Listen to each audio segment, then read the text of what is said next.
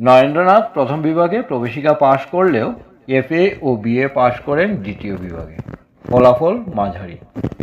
আরও খারাপ হয়নি কেন তাই আশ্চর্য। এর প্রথম কারণ পরীক্ষা সম্বন্ধে তার দৃষ্টিভঙ্গি। পড়ছেন যখন তখন পাশ করাটা দরকার। ডিগ্রির মূল্য নেই কে বলবে, কিন্তু জ্ঞানার্জনের সঙ্গে পরীক্ষায় ভালো করার কি সম্পর্ক? কলেজীয় পড়াশোনাটা তার কাছে তেমন গ্রাহ্যের বস্তু ছিল না।